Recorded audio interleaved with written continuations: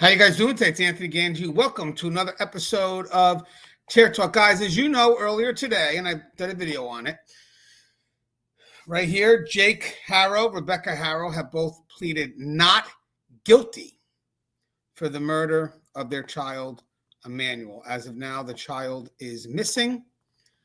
I've done a few videos now because now the case is going to start to move forward. Curious to see where it goes. Both of them got separate representation. One's got the public defender. The other one's got a court-appointed defender, lawyer. So this is going to be interesting and how it goes. And I did some videos. I did one just recently on who's going to crack first. And then just today we talked about the not guilty plea. Why would they plead not guilty? Now, the question I'm getting right now that I'm going to answer real quick is, and it's a good question, but I'll keep this a very quick show. Can Jake and Rebecca Haro communicate as co-defendants? And that's a great question. Now, granted, one's male, one's female. So obviously they're not going to be housed in the same area. So physically, that's easy to stop. You know, one's going to be at a male part of the facility. The other one's going to be at a female part of the facility, but you still have other ways that people can communicate. So what I'm going to do is I'm going to break down what we're going to call as a no contact. Now, mind you, sometimes a no contact can be officially ordered through the courts, maybe from pressure through the prosecutor, or sometimes jails and prisons just know to do it automatically. So basically, they're co-defendants. We don't want them together, and let's just try to manage them separately through separate units, or if it's a prison, separate facilities. So how do how are no contact orders issued? Hold on one second. So court authority. So as I said, judges can issue a no contact order at arraignment or pretrial hearing if there's a risk of collusion, intimidation, or compromised testimony. Now that you have two lawyers here or two teams of lawyers representing each side, I mean, it would be probably something good to have a no contact. I don't know if that's been issued officially by the judge, but I definitely think that's something that should be requested officially. But with that said, they're already separated, but there's other ways they can communicate.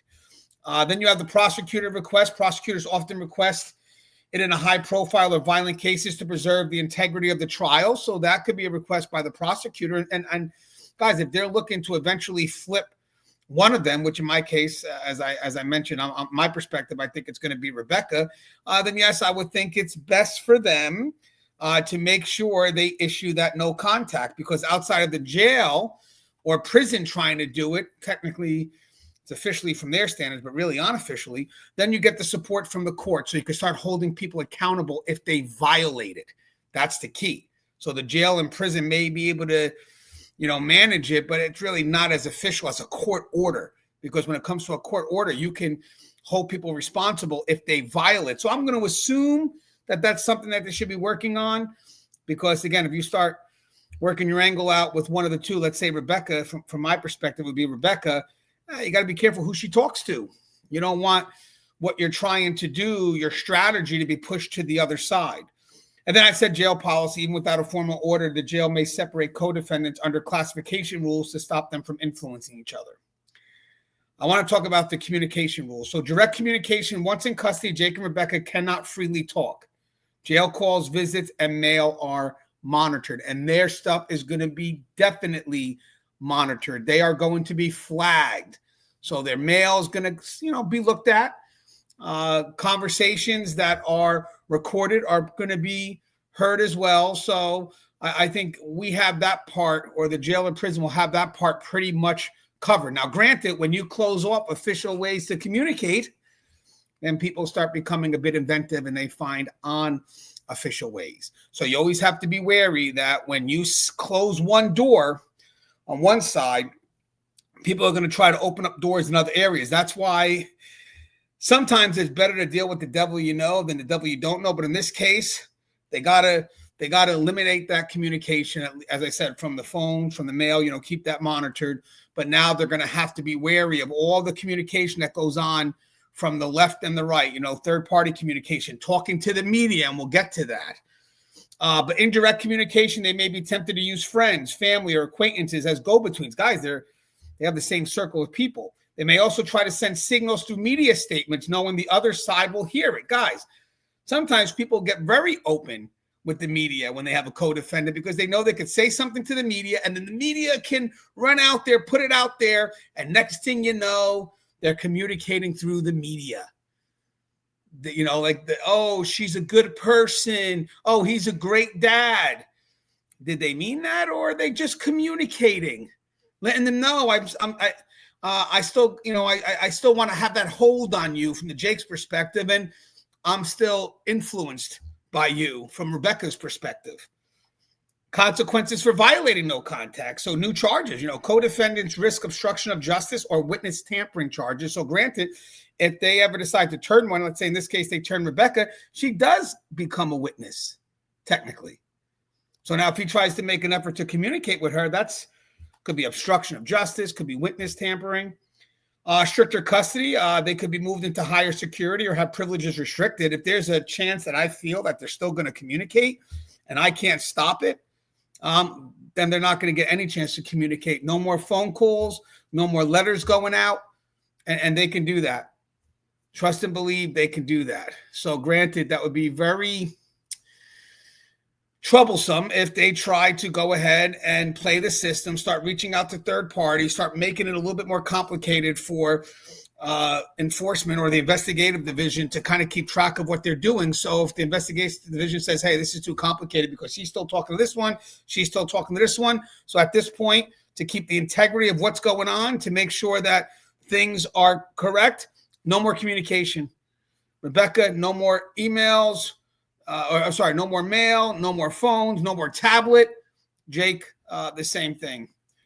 We will limit your communications and at least until this whole thing gets settled. Because the last thing you want is for both of them to be communicating and one side tells the other side the strategy.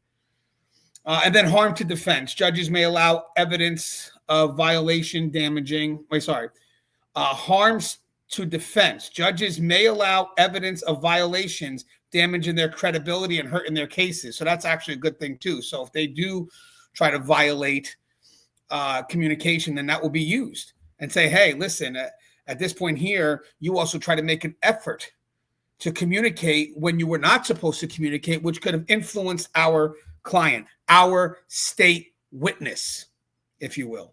So what happens to third parties? Now, again, I told you that they could also try to communicate out within that circle that they have. So we're not just talking about jail communication, but we're talking about, they were in the same circle, so they know the same people.